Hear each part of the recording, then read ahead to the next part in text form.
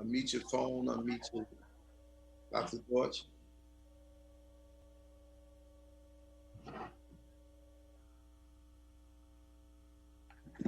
Dr. Dorch, Can you hear you now take the me lead. now?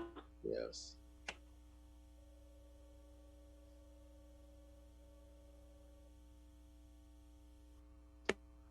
Yes. Can, I'm trying. Okay. I'm happy to have you Dr. Dorch, you're breaking up. Wherever you are, you're breaking up.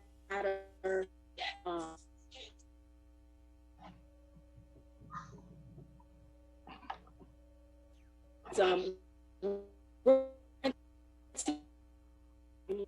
um, we're going to start You got for bad connection. You got bad connection. All right.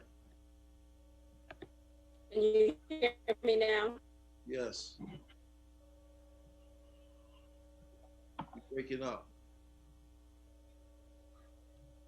Officer Diel Richardson with us today, and we're so pleased, amen, that he has agreed to address the MAC conference. I just have a short bio here for him. Detective Diel Richardson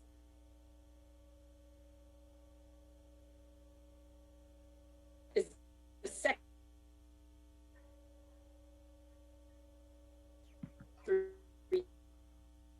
children growing up. He learned the value of hard work. Our internet is not good. You hear it, Doc? Can you Yeah, I talk? hear you. Can you hear me? Are we good? I think you and I are good. Her internet's not good. Okay. Proceed forward. And Brooklyn, New York agent. And I'm sorry? You're breaking up, so we're gonna proceed forward. Your internet connection is not good. I'm breaking up. Yeah, your internet. Okay. Good. Reverend Diel, Officer Detective Diel, would you? Yeah, I'll get right into it. I'm honored. Number one, thank you for having me. I'm privileged to be a part of this amazing event. And when it was asked of me to talk about Black Lives Matter movement in connection to the state of Black America, and also in regards to what I do professionally as a New York City Police Department detective, I was humbled. So basically, I just wanted to give a brief overview of the Black Lives Matter movement and what it is, um, based on what I've researched, and then expound a little bit on how it placates into Black America, and then also how my job and what I do professionally, how it all correlates. So the Black Lives Matter movement is a decentralized movement advocating for nonviolent civil disobedience in protest against incidents of police brutality and all racially motivated violence against Black people.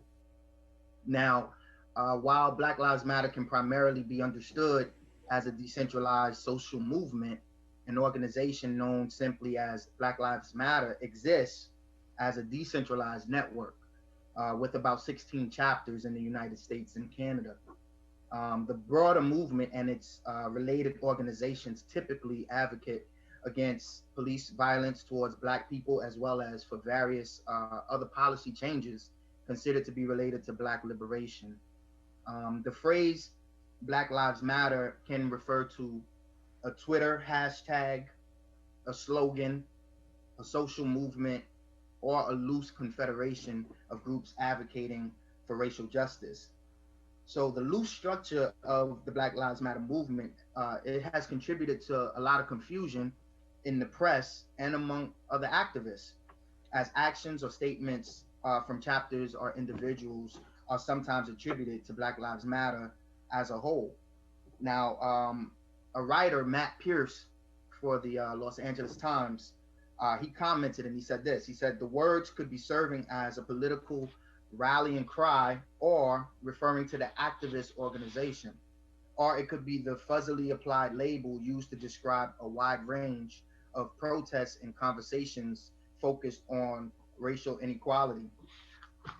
My take on that is that it's extremely important that we know the policies and the concepts of that movement before we just endorse it. Because what I think a lot of us do unknowingly is we're quick to support a move just because it sounds good or because it sounds like something that we should support, but we don't do our due diligence and research in depth and make sure that the views and the points of that movement align with our personal views and our personal convictions. So, my recommendation is that we always, you know, do our research, figure out if the people that are heading or spearheading this particular movement are the kind of people that we want to be affiliated with and associate our names to and attach ourselves to because of the bigger picture. As a detective and as a youth pastor and different things that I do, and a musician and all these other hats that I wear, I have to always be mindful of the affiliations that I connect myself to because you will be judged based on your affiliations. We know that people will always lump you in a group and say, "Oh, well, if you connect with that person, or if that's your friend, or if that's who you fellowship with, then they kind of think that they can gauge what kind of person you are." And it's unfortunate that it's like that, but that's the society in which we live. Um, Now, as it pertains to Black America and the state of Black America, um, Black America has endured a lot, and although we've come a long way, we all know we have a long way to go. Um, Almost every school child today learns about the civil rights movement, about how our nation moved itself forward against the will of many out of a shameful past. It's a story of great courage and sacrifice, people who came together and struggled, willing to pay the ultimate price. It's also ultimately a story of great success. Black Americans are no longer forced to sit in the back of the bus. We're no longer being lynched by mobs. Um, Yet we are still not where we need to be. It baffles me that in 2020 we're still in a state where we have to uh, yell out that we matter.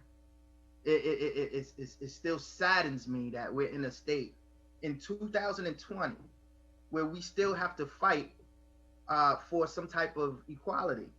Um, so it seems like no matter how many steps forward Black America takes, I feel as sometimes that America takes steps backwards, and so leaving us in the exact same spot that we were in. So if we take 3 steps forward, but America takes 3 steps backwards, Black America is still in the same exact place we were. In the Bible, uh, Ecclesiastes 1:9, it says, "The thing that hath been, it is that which shall be, and that which is done is that which shall be done. And there is no new thing under the sun." We know our brother Solomon was the wisest, but he understood that there's nothing new under the sun. So we've been here before. Black America has seen this before. We've seen the civil rights movements. We've seen the different marches. We've seen the different protests. And yet we still find ourselves here in 2020 in the same predicament. It's difficult for me to gauge the current status of Black America because, like I said, every time it feels like we're progressing, there's something that shows us that we're not where we think we are. And so there's a lot of challenges with that. Now, according to an article that was written back in August of 2019 by Sarah Askey, Michael Barthel, Galen Stocking, and Christine Tamura, called 7 Facts About Black Americans and the News Media, one fact that it stated was this. It said Black adults stand out for their trust in local news organizations. 1 in 3 say they have a lot of trust in the information they get from local news organizations, higher than the share of whites who say the same. When it came to the national news organizations, Blacks are about as likely as whites and Hispanics to express a lot of trust in these organizations. A large majority of Black adults expect that national news stories will be accurate more than the share of whites or Hispanics who say the same. This is a major illustrate this is a major situation for me, or issue for me, because it illustrates how easily Black America can be manipulated and influenced by media and news organizations. Now, as long as a large portion of Black America believes and trusts media and news organizations, they will continue to be manipulated by those with hidden agendas in high political places. Um, I believe that Black America has to wake up in a sense of understanding that you can we I've never seen a group of individuals who can be lied to over and over again by an oppressor or by someone who's harming them, and willingly want to believe and trust that that person eventually will tell them the truth. It baffles me that we can continue to follow the same patterns and expect change. That we can follow the same format and expect change. And at some point you understand that in order to get a different result, you have to be willing to do something different. Let me ask you And a question that, yeah. while you are, I want to interject in your presentation as it relates to the Black America, the state of Black America unmasked. Mhm. This new thing, unmasking Black America. As you know, one part of the equation of this, that Black Americans are becoming infected with the coronavirus at a rate 3 times higher than whites. Um, about 53 years ago, when Lyndon Johnson talked about the disparities that exist among African Americans and white people. And you are in law enforcement. I think that you could see these disparities that because our children don't is not given the same access and opportunities. We had more people of color incarcerated, and we only about 18% of the population. So we do 90% of the crime, and the other, well, let's say we about 13% of the population. So we do 67% of the crime. Mm. No, that'd be 30. That'd be 33%. But the issue is that we do the majority of the crime, and yet we the minority. Um, and when you talk about Black Lives Matter, I think that what you said, you hit it right on. Before we embrace, I have embraced the concept, and I'm glad that you mentioned that in 2020, that we still have to lift in the arenas that Black Lives Matter. That's shameful, but it's a fact Yeah. because the statistic shows that in the broader community, Black lives don't matter. There's economic disparity. We are incarcerated in much larger rates than the white community. Our educational system is deplorable. Our housing is, as you know, the gentrification have taken over Brooklyn. I think you were there in Brooklyn. And when I was in Brooklyn about 38 years ago, pastoring, well, yeah, about 38 years, close to 40 years ago, nobody wanted to come in Bed-Stuy. Nobody wanted to come in East New York. I was in that East New York Ocean Hill area, and where the church was located down there by Broadway Junction, um, there was prostitution and debris. People felt that they could throw their stuff there until transit came and then clean it out and start storing their buses there. So there has been a great deal of disparity. However, as I said, I acknowledge and agree with the concept Black Lives Matter, but the organization itself, many people need to go and realize that some of these people who have organized this are so radical that there is no middle of the ground in terms, and they have excluded all of the historical civil rights organization from being involved in their structure. And they specifically say we want no churches, we want no preachers, we don't want the historical. There, see, civil rights have always been a marathon for those who have been in. Now they're trying to make it a sprint, and they have made some tremendous gains. They are electing a lot of people.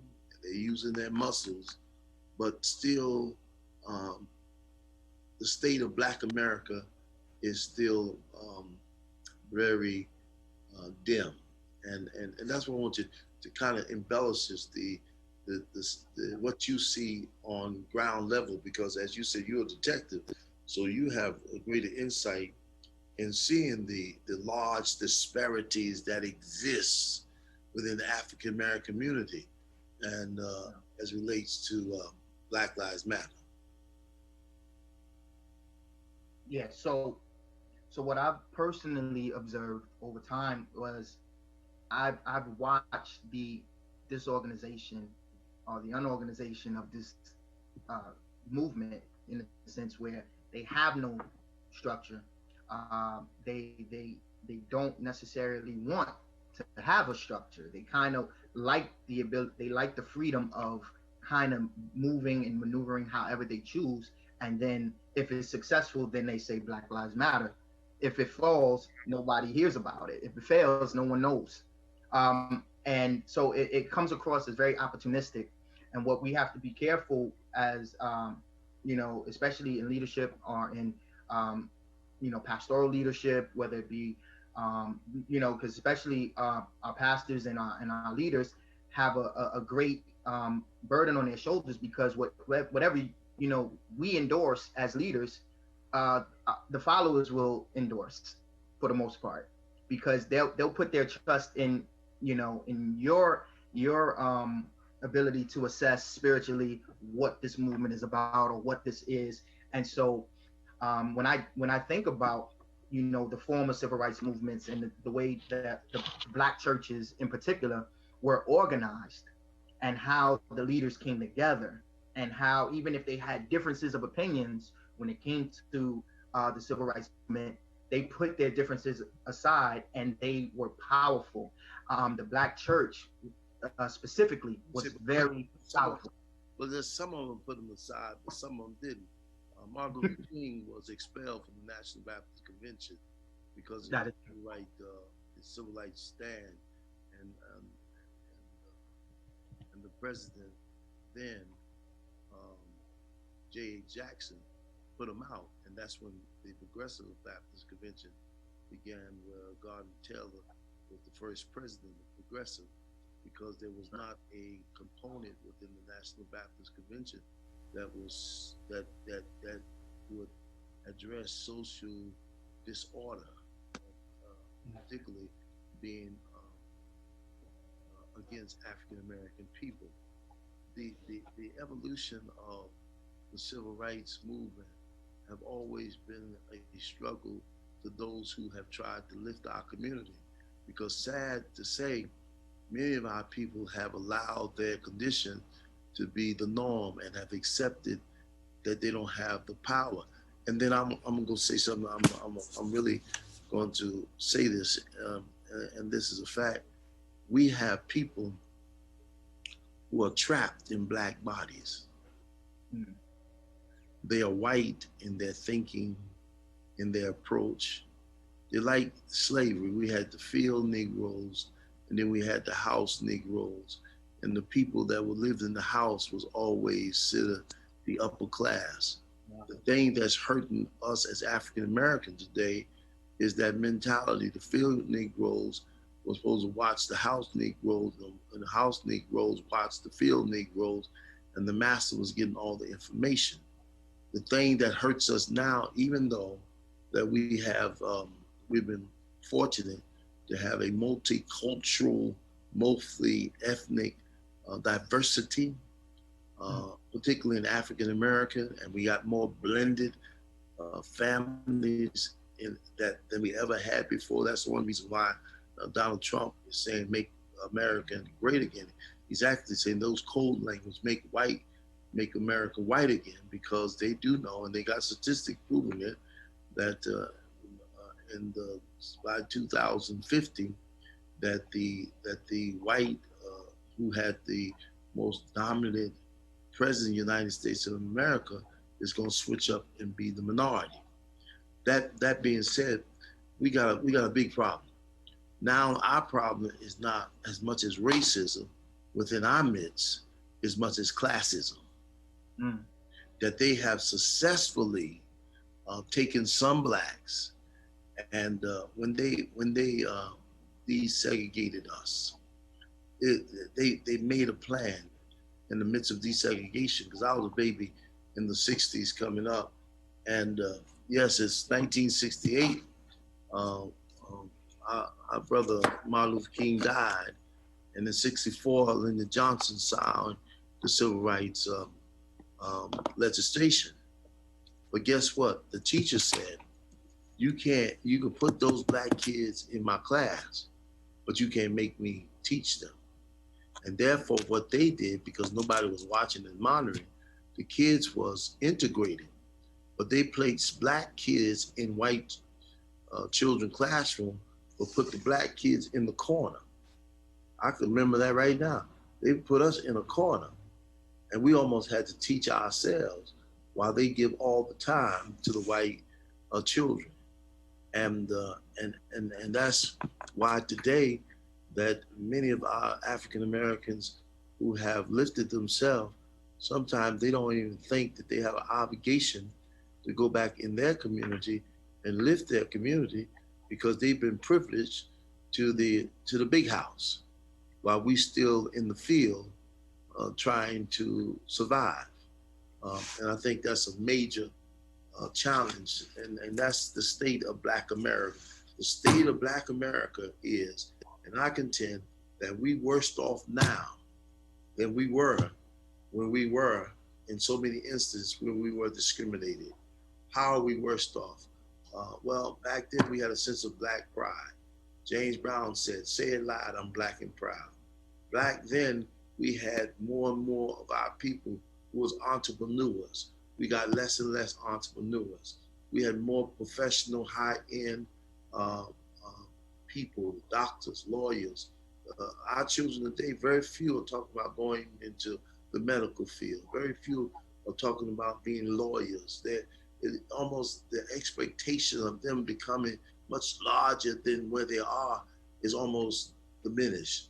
We have lost a lot of our historical Black colleges and the Black college and university, HBOU schools. We're losing them by drove. Now there is a injection of fuel of money coming in, because white folks now, there are some that do have conscience of saying, yes, we participated in the enslavement of African American during this modern era. So I think that, and right there in Brooklyn, look what's happening now. Um, Look the spike of killing of ourselves in Chicago, the spike of killing of ourselves, and I think largely that is because of the conditions that we've been forced to survive in and out of. Very profound. A lot of information in there. What I can add to that is,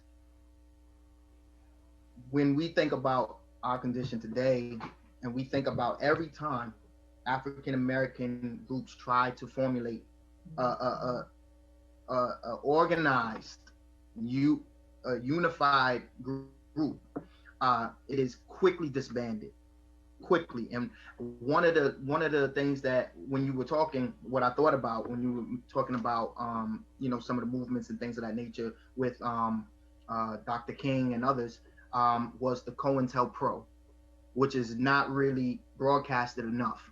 But the COINTELPRO was an FBI operation that was designed and structured to systematically tear down any Black organizations that would empower the Black people, such as the Black Panther Party and others that were trying to basically develop a way of empowering our communities against the norm, which was the normal protesting and things of that nature. But they were really trying to financially solidify ourselves because when we, if we're honest, we understand that the only language that the government will speak is money.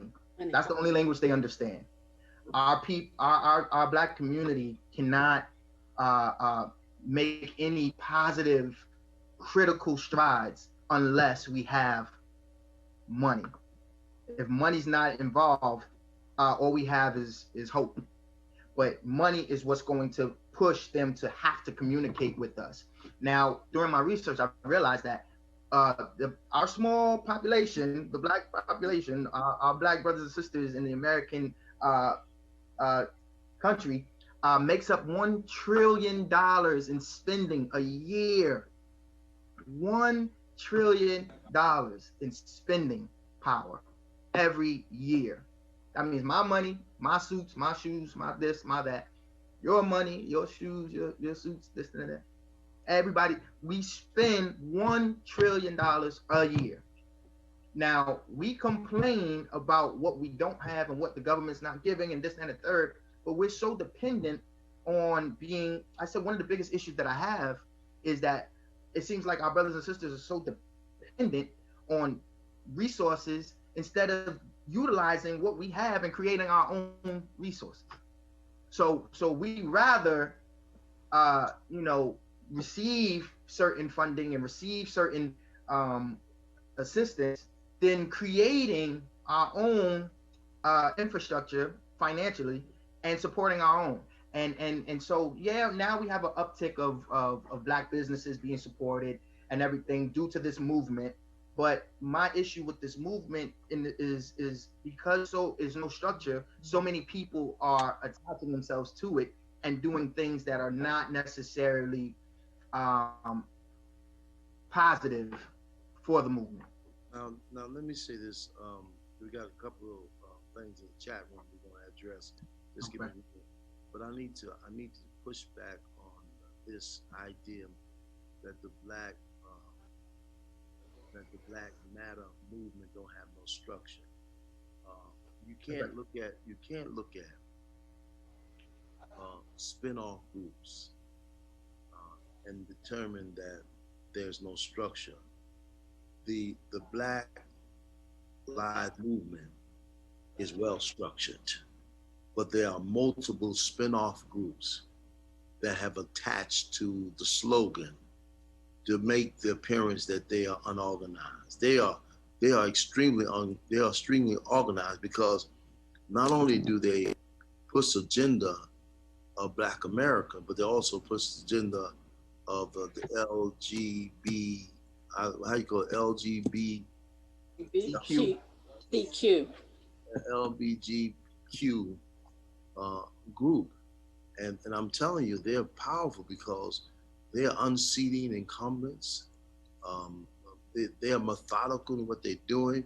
They got one group out there that are protesting and standing their ground in front of police officers, while another is a sophisticated group.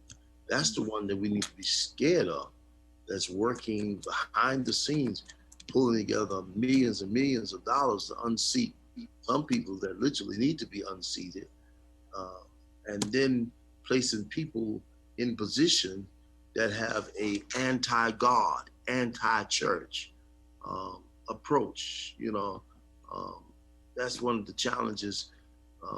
And I'm not a supporter of Donald Trump in many things, but I do support some things. But I will not vote him. As you will not waste my vote for him because there's more things I disapprove. But this idea of keeping America conservative in terms of our ideas and philosophy, I'm in 100,000% with that. You know what I mean? If a person chooses to be married to a same sex, that's their personal business. But don't impose laws upon me. Well, I believe that the unions between the husband and wife, I think and I am a component that they should have their rights, but their rights should not infringe upon my rights. I hear you. That's right. You understand? So, Now the question is, mhm. huh? No, so I wanted to address the unorganization aspect of why I feel they're unorganized in a lot of ways. My unorganized comment stems from structure. They appear to be structured, but what happens is they have. It's almost as if we take a name, we'll create a movement and say this is the name, this is going to be the movement. But I say, hey, you do it your way. You over there, you do it your way. You over there, you do it your way. You push for whatever issues that you might have in your community over there. I'll fight for whatever issues I have in my community over there.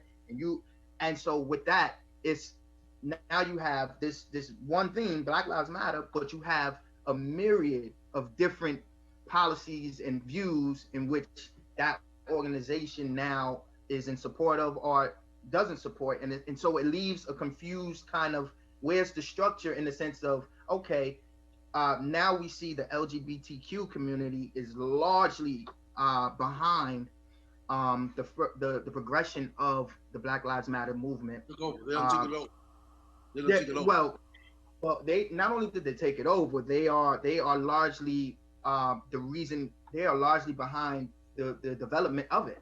So they kind of can claim it somewhat, so to speak, because uh, from what I was informed, it came largely out of the Black transgender population who felt that they were being discriminated against Right. wrongfully, and they kind of You got the and history. yo, That's the history right there. That's where yeah, it came out of, and as a result, yeah, they felt as though the church had would not affirm them, and therefore now that they got traction, and the only traction that they really got was when Floyd died, and they yeah, got major traction, and yeah, from them because they've been out there. They now absolutely, get greater visibility because of the death of Floyd and social media, and we actually saw the insensitivity of this police blue wall.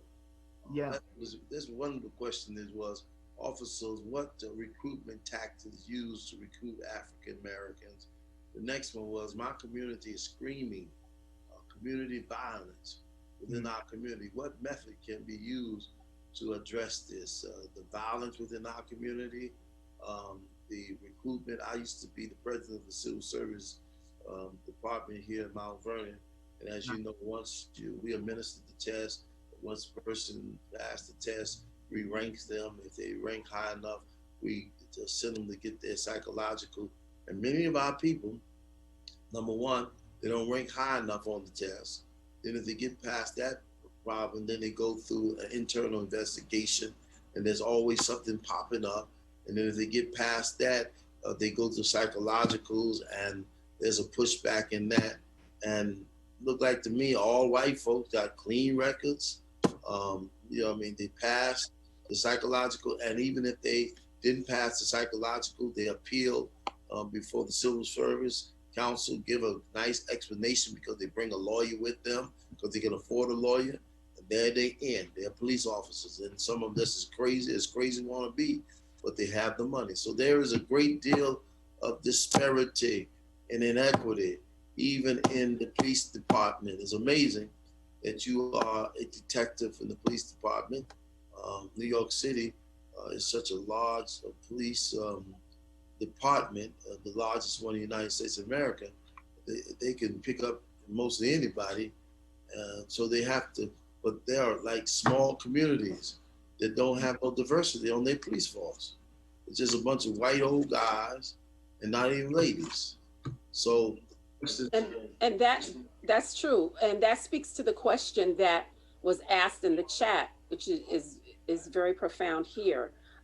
What recruitment tactic is used to recruit African Americans? Well, I think at this point now, the door is wide open for recruitment because especially within the NYPD, they pride themselves on being diverse, and they pride themselves on you know the fact that there is no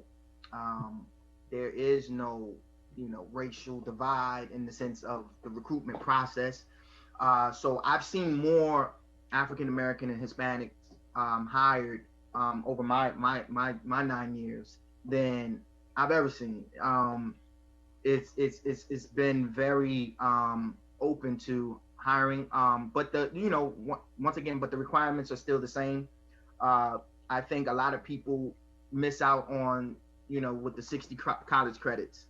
That was a big deal because at that time, once upon a time, it was just a high school diploma, and so you had a lot of people that when they raised it to 60 college credits, that shut the door on a lot of minorities. It really closed the door on a lot.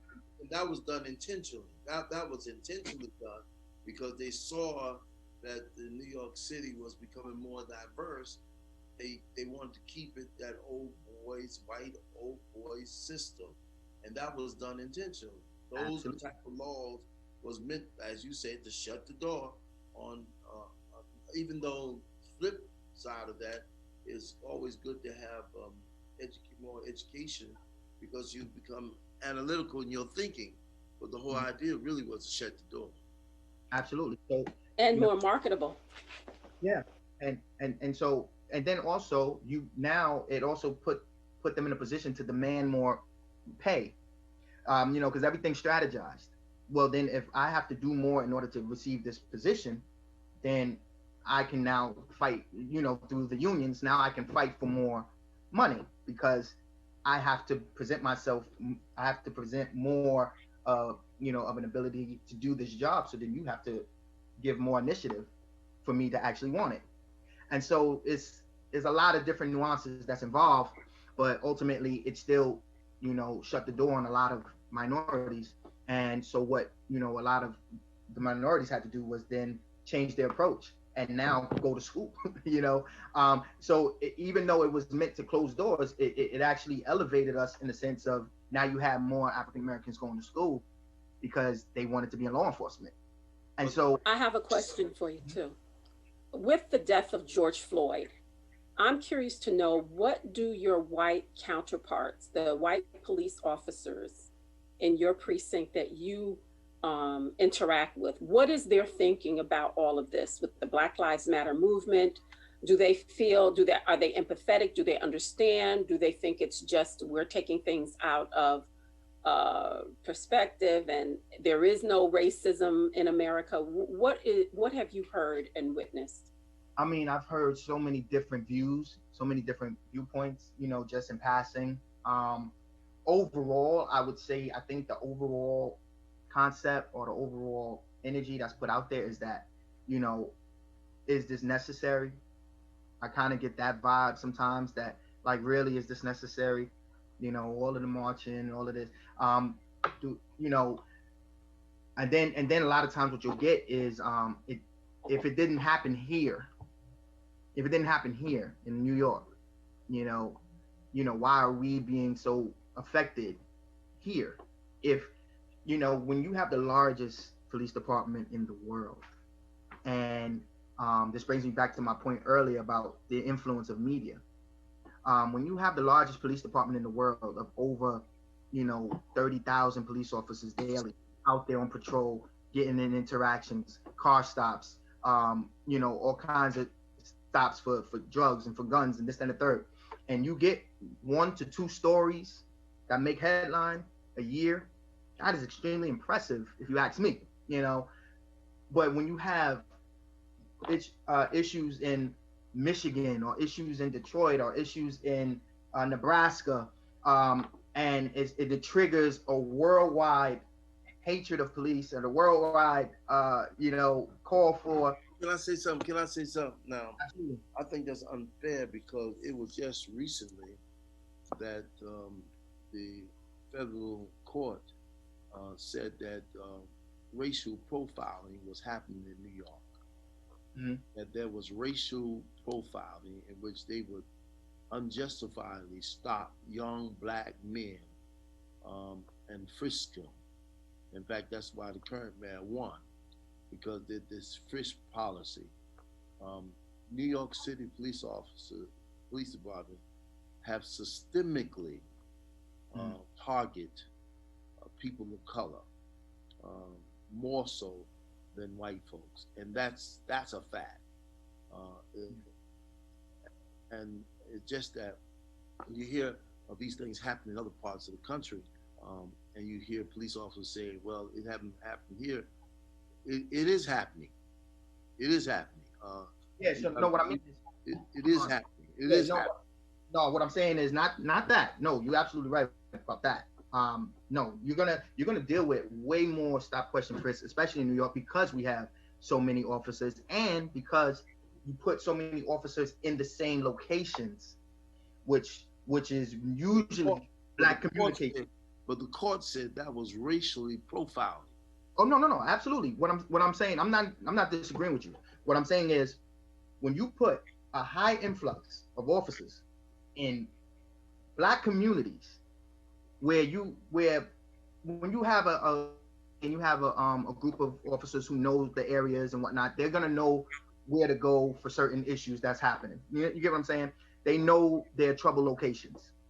But now when you throw an influx of 50 to 60 more officers in that location, they're going to harass the same groups over and over and over again, which is unfair, and it's messed up, because when I was on patrol, when I used to be on patrol, I used to see exactly how our young brothers would feel, because I'm like, wow, we keep seeing the same guys over and over again, and you guys keep going to the same guys over and over again, pretty much asking them the same questions every day, as if you're expecting them to have a different answer, or you're expecting them to have a different problem.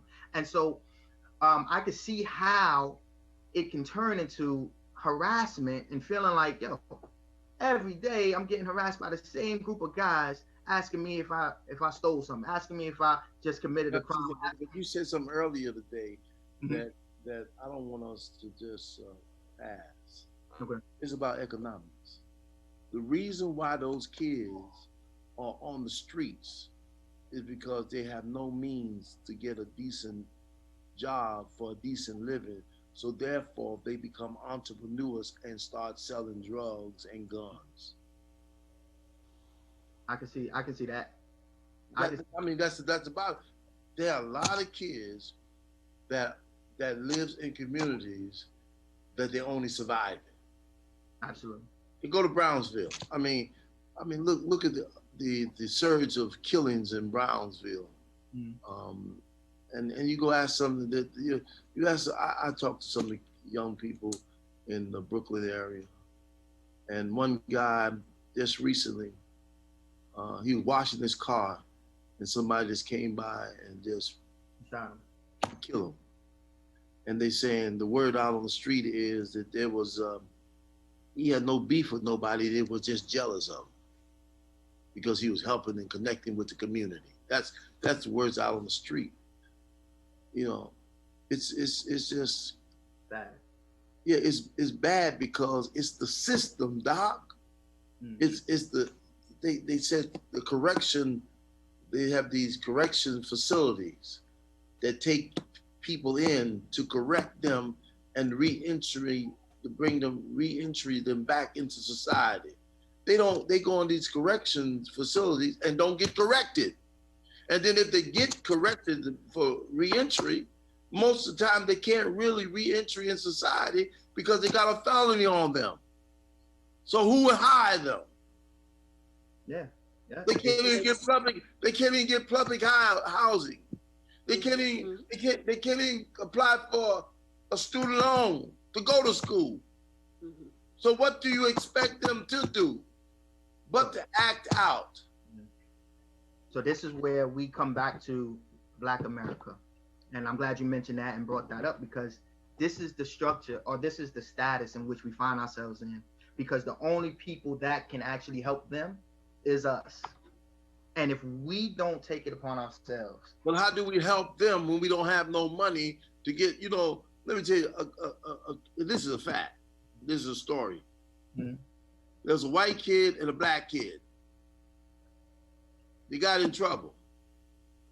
The white parents went down to the police station because the parents was friends of police officers and got the kids out. The black kid had to stay in, and the parents didn't have no money, so this kid had to take the rap. It's about money, it's about power, and who you know. Economic.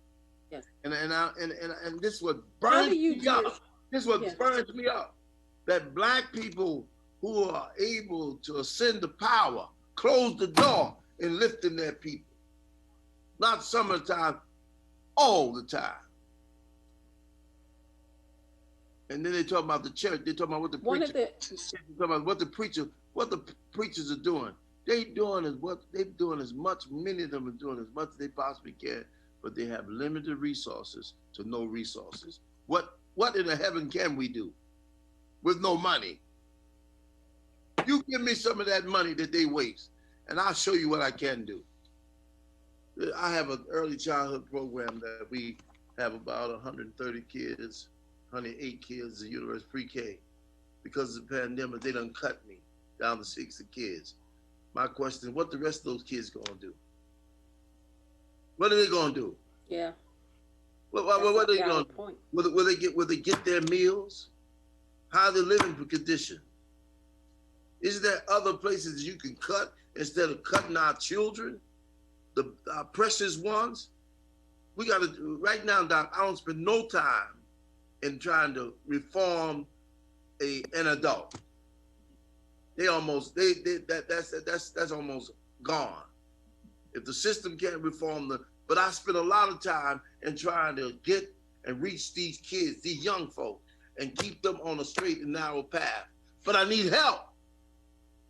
And we as black people, we can't beat up on each other. We're doing the best we can. But the system itself has been built out against us. How do you feel? Yes. How do you feel within you? Because we have like less than 15 minutes left. One of the questions in the chat is, how do you deal with racism in your department? Okay, me personally, I'm very, the God in me helps me handle a lot of situations that if I had no God, I'd be in trouble. Racism is weird because, especially with the department, it's very subtle. It's not always outlandish and outright. You'll catch it in different waves. What I'm appreciative of is the changes that are being made within the departments, because of the status and what's happening within the large community, with these movements and protests and things of that nature. The job has adopted different policies that don't cater to those who have the old school mindset of kind of racial kind of thinking, in which they can kind of prey on certain individuals, so to speak, and bully certain individuals and go in certain communities which they would probably never go if they weren't endorsed with the shield and the badge and the gun and the this and the third. And what I mean by that, there are some areas in Brownsville, Brooklyn, Flatbush, Brooklyn, Bed-Stuy, Brooklyn, that these individual officers would never go to or step foot if they weren't working in that particular precinct or that area. But you would never see them when they're not working in those areas. They would never visit. They would never hang out. They would never go. And then let me say that, and most of them are scared. So when they go in there already, they got their hands on their pistol or their firearm, ready to shoot and ask questions later. That's my point. It's very. That's racism. That's racism. And in the white community, they don't draw their weapons. They go in there, and even if a guy have a weapon, they try to tell him, stand down, stand down. Let me tell you something. Isn't this crazy? You got a 38, and a guy got a knife, and he launch at you, and you still kill him. Well, there's a lot of different ways that can play out, because honestly, in my training, a knife is far more deadlier than a gun. Believe it or not. I know it sounds crazy, but a bullet doesn't necessarily stop a person unless you are a marksman, and unless you are like a specialized shooter where you can, you got to also understand that officers are not highly trained in and they're not experts in shooting. Where they trained to kill. They're trained to shoot center mass. Yeah, they trained to neutralize. You're breaking up a little bit, They Bishop. neutralize the No, no. So, They're trained to neutralize the no, we're trained for center mass. What that means is you try to aim for the largest part of the body that's presented to you. right. To try to stop the threat. But when somebody's lunging at you with a knife, you can shoot that person and that person not be stopped, and that person's momentum can still into you, and they can still do extreme damage.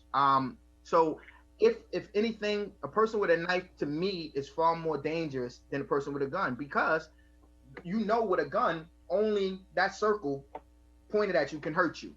You move that circle away from you, can't hurt you. A knife, however, you move that knife from you, you cut your hand. You block that knife from you, you cut your arm. No matter what you do, that knife will penetrate something. It is far more deadly and dangerous. Nerves, tendons, all kinds of things. It's just it's no joke. And so a bullet, yes, we know bullets can kill, knives can kill as well, but the likelihood of a person actually shooting at you and hitting you is very low because people have no aim. It is very scary. It makes sense to shoot somebody 38 times. No, those situations are very few and far between and difficult to dissect, because once again, we're very highly influenced by media and by movies and by TV, because in movies we all watch a lot of shooting movies and things of that nature where the guy shoots at one guy and he falls off and then shoots another guy and he just dies, and that's not reality. Reality is there are people that can still do extreme damage with 4, 5, 6 bullets in them, 6, 7, 8, 9 bullets in them, and they're still coming at you.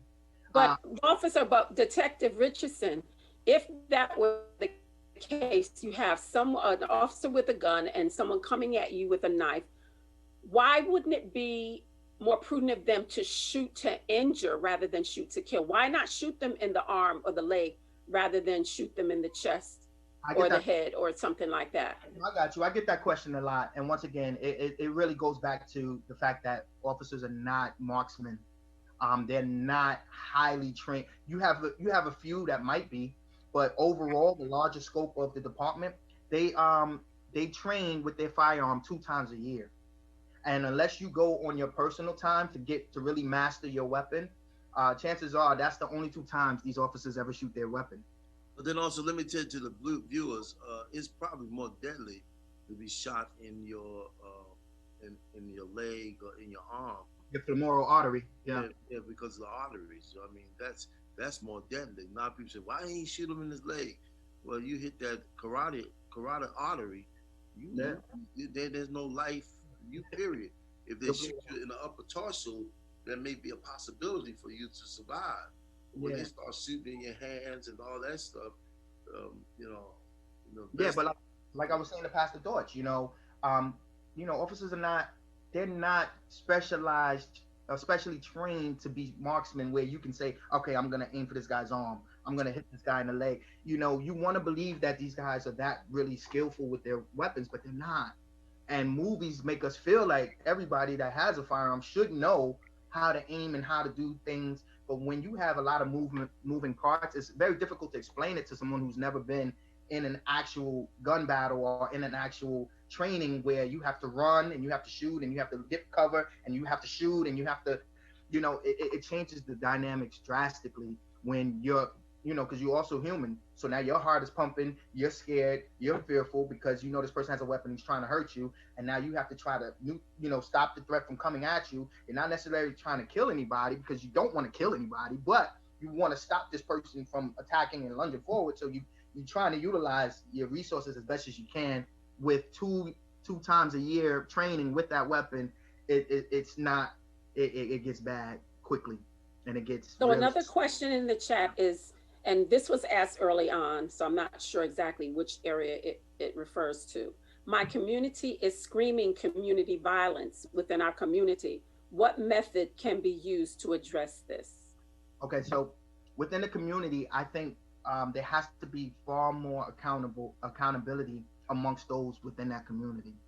Once upon a time when I was growing up in Flatbush and I was running around with a lot of gang members and being young and crazy, um, we had a group of guys that we would call OGs, and these were like the older dudes that would kind of keep us, in check. These were the guys we respected as, you know, what we wanted to aspire to become like. We wanted to get that status when we got older as OGs. Like, when you see the OGs, you behave a certain way. You kind of want their approval. You want them to believe that you are tough and that you are, certified and qualified to be counted among them as, yo, that's like my little man or that's my little bro or whatever the case is. So we need to get back, and I think our communities need to get back to having those OGs be held accountable for steering these young guys in the right direction. There were OGs that would say, "Hey, listen, bro, you got to chill out. Hey, listen, bro, I know you think it's cool to be gang banging, and I know you think it's cool to have your little gun and this and the third, but my brother just came home from 20 years because he had a gun. I think you need to chill and just go to school and do things the right way." And we would listen to those guys because we knew their pedigree. We knew that these guys were about what they were talking about. We understood that these guys were, big time. And so I think our communities now are lacking the OG guys who used to galvanize the young, the young teenagers who wanted to aspire to be gangsters and tough guys. And we don't have those guys anymore because all of those guys are either dead or arrested or they moved. And now our communities are being pretty much groomed by young guys who think that they are at the status. And so they're doing all kinds of, violent acts, and then it's coming back within the community to harm. Because now, if you notice, we've had so many shootings just in Canarsie, Brooklyn, and Crown Heights, Brooklyn alone, because the two areas are warring against each other.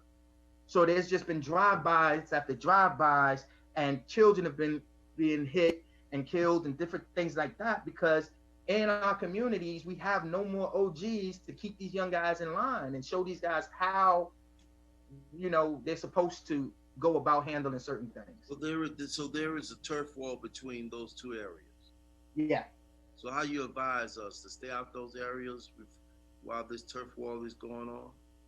It's very difficult to give any advisements now at this point because it's so out of control. Because you got to also look at all the different ways that the department's hands are tied in a lot of ways. I'm talking about layperson. Should I stay out of these areas while they having this turf war? Because we got Brooklyn. That's why a lot of us are moving out. That's why a lot of people are moving because it's just out of control. Because you want to trust your police department. You want to believe that they can handle it, but the way things have been done and the way changes have been made, it's making it entirely difficult for officers to even do their jobs. I heard something. I hope it ain't true. That some of the officers are inciting this because of the pushback of changing the policies and procedure. And I hope that's not true. That some of them are actually going into areas, hotspot areas, and making things worse. I even heard, and this may not be true, that there are some officers that driving in cars tinted where you can't see them, and they participating in some of the shootings. So I don't know, but this is all the stuff out on the street. Yeah, I don't know anything factually. I've heard rumors of things like that. We're living in a time now where nothing surprises me.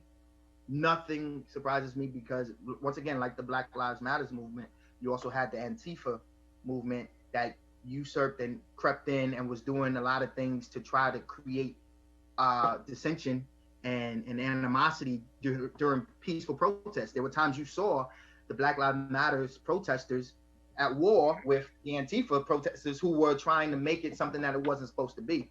Right. They started vandalizing buildings and doing things like that. And that wasn't what they were out there to do, And so when you don't have a structured movement, you're going to have people who are going to be opportunists, who are going to go in and try to usurp it and create their own agenda out of what you're doing. And so Thank you, man, for your time, Dr. George. I think our time is up. Oh man, this was amazing. Yes, 4 o'clock. Thank you so much, Detective Richardson. You have enlightened us. Thank you so much for sharing with us. Thank you, Bishop, for your concern about the people to bring forth this Black Lives Matter workshop. Thank you very Thank much. you, Bishop. Thank you. God bless you. Have a dear day. God bless you. All right. God bless you. Bye bye.